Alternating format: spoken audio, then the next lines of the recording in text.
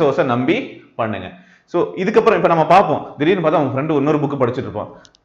Sir இதுல இருந்து ஒரு கொஸ்டின் பேப்பர் லாஸ்ட் எக்ஸாம்ல கேட்டிருக்காங்கடா, நீ படிச்சிட்டியா அப்படின்னு சொல்லுவோம். சரியா? அப்போ நம்ம போயிட்டு அதை புதுசா உட்காந்து தேடிட்டு இருக்க முடியாது. ஸோ இங்க வந்து 10 கொஸ்டின் கேட்கறான், நீங்க படிக்கக்கூடிய இந்த புக்ல இருந்து அந்த ஒரு கொஸ்டினுக்காக அதுல போயிட்டு நம்ம வந்து எல்லாத்தையும் தேடி லாஸ்ட் மினிட்ல நம்மளால வந்து இதை ரிவைஸ் பண்ண முடியாம இதுலயும் போய் நின்று குழம்பி போய் என்ன பண்ண போறோம், அதையும் விட்டாச்சு இதையும் விட்டாச்சு அப்படின்ற கதையில நிக்க கூடாது. ஸோ இது முக்கியம். இது நல்லா நான் ஸ்ட்ராங்கா இருக்கேன் சார், ரிவைஸும் பண்ணிட்டேன் சார், எனக்கு இப்போ டைம் இருக்கு சார், நான் வந்து பண்ணலான்னு இருக்கேன், இந்த மாதிரி எல்லா சப்ஜெக்டும் பண்ணிட்டேன் சார் அப்படிங்கிறவங்க போங்க. இல்லைன்னா போகவே போகாதீங்க. சரியா?